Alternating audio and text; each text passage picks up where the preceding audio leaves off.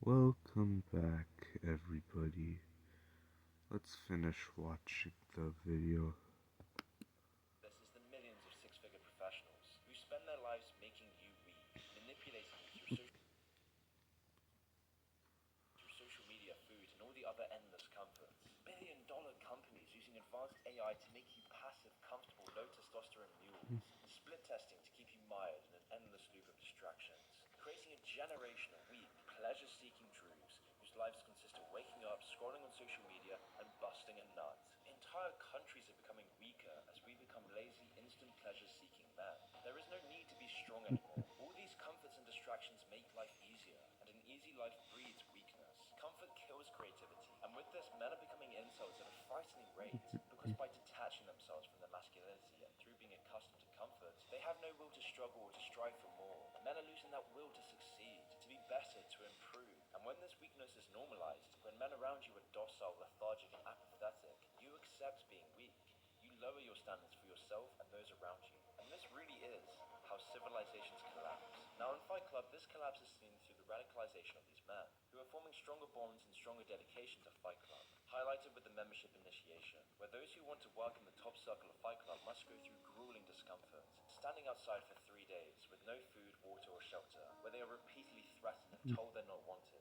The test is designed to filter out the weak and those who can delay their gratification. Once initiated, these men must shave their hair, wear the same clothes, and remove their names, ostensibly to reject consumerism, but really to crush any individuality and make these men conform to the group. These men are then reduced to hard, manual labor, all while being repeatedly told they're not special, they're not individual, and it doesn't take long for the consequences to unfold. Later in the evening, the news reports on the destructive acts of anti-capitalist arson and vandalism, because Fight Club is no longer about managing men's repression in modern society. It's now about seeking vengeance on the cause of their repression, and the pressure is building. This is seen in a car ride home, where the narrator talks with Tyler about Project Mayhem and the destruction they are causing, and Tyler admits he was the one who blew up the narrator's condo. He did this because when the narrator had nothing, he could become anything. It was the comforts that were pulling him back from his potential. So to go back to the feeling of zero and freeing his mind, Tyler decides to crash the car. And when the narrator wakes up from the crash, he walks into an assembly line of men building soap and plotting their vengeance. Teams of men working tirelessly to get back at the society that rejected them. But this need for vengeance begins to take a much more sinister turn. After a failed assignment to destroy corporate art, the Fight Club members reveal that Bob was shot in the head. It's becoming clear that this need for vengeance is going way too far. And with all the madness building up around the narrator, he goes around America to find Tyler. And this is when he realizes the scope of the Fight Club movement. All the men around the country are united by the repression. It's only in his search for Tyler does the narrator realize he is Tyler. Tyler is his masculine projection. Tyler is the part of him that has been repressed all these years as a wage slave. Tyler was the only way he could live the life he wished for, the person he needed to pretend to be, to get where he wanted to be. Every step within this film is Tyler's journey into becoming the man he'd always repressed inside of himself. And after realizing this, Tyler goes back to the house, only to understand that all the soap making was for bomb making. It's now very clear what Fight Club is, what Project Mayhem is. It's a therapeutic release for Tyler to deal with his deep-seated emotional issues. After understanding this, Tyler goes into an emotional breakdown as he no longer has any identity. No one around him knows his true self, and he doesn't either. But before we get to the end of the story, we first need to understand the third and most important reason for all this male weakness, and that is the subversion of values and virtues. On a massive scale, we have seen our values being subverted. We see relentless hedonism being praised and rewarded as empowering. We see the family unit being desecrated.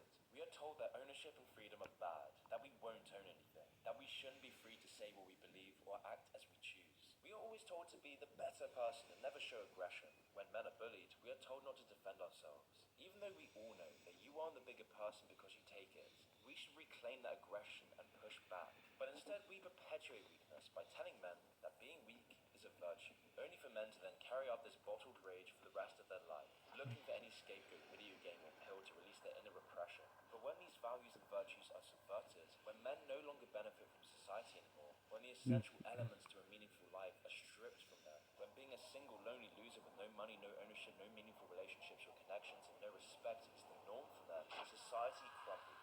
In our me-first generation, we always want and expect more. We divorce from our lifelong partners for the hope of something better. We look for the next item, the next gadget, the next dopamine hit, in an endless loop. Because we are no longer attached to anything other than our need for more. Always chasing a dream and never realizing it will always be the same. We self-hate our own society and nations. We hate our leaders. We hate our culture and history. Our culture no longer seeks to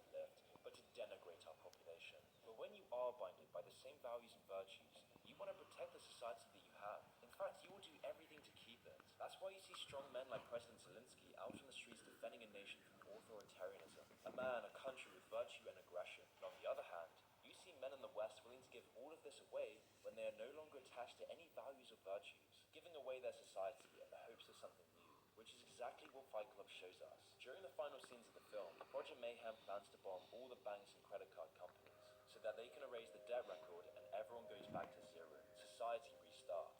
And everyone senses this Two coming. more Police minutes. know about it. Waiters, cooks, bus drivers, everyone knows. And yet no one stands to defend the system. No one wants to protect it because no man benefits from that system anymore. They have no connection to it. Their lives, virtue, and values have been subverted. So these men choose to destroy it and begin anew. And in the final acts, this repression is finally released. All these men who have been repressed, who are addicted to comfort, who have no deeper connection, who no longer see the benefits of modern society, they come together to tear it down. Because when men are weak, society falls. When men turn into repressed, placid, apathetic consumers with no virtue or values, with no masculinity, when these men are no longer embraced by the society, they will burn down that society to feel its warmth. Now here's a quick word from today's sponsor, Masterworks. Inflation's getting out of hand, with the US's inflation rate exceeding 7%, a rate that hasn't been seen since 1982. Not only that, but the Federal Reserve is set to increase interest rates, and the S&P 500 is continuing to drop. So is your portfolio diversified and protected? If not, one company can help you do just that, Masterworks. Now, commonly people hedge against inflation through gold, stocks, or real estate, but a more interesting alternative option is with rare art. The art market is valued at $1.7 trillion and is now projected to grow another $900 billion by 2026, according to Deloitte. With contemporary art prices now outpacing the S&P 500 total return by 164% from 1995 to 2021, which is why two-thirds of billionaires allocate 10 to 30% of their overall portfolio to art. This is because art as an investment gives solid rates of appreciation with lower volatility than the stock market. And now Masterworks is providing one lucky viewer who signs up using my link and schedules a call with the Masterworks membership team access to a limited edition Cause Companion. The Cause Companion is an artwork done by Brian Donnelly and is worth $825 in value. Masterworks will then choose the winner at random, but in order to be eligible, you must like this video and subscribe to my channel. The winner of this giveaway will then be announced in the next video. So join over 300,000 other members on the platform. And that will conclude today's video, everybody. And I will post more a little bit later. Goodbye for now. Oh, and this stopped recording because, like yesterday, because of my battery. So goodbye now.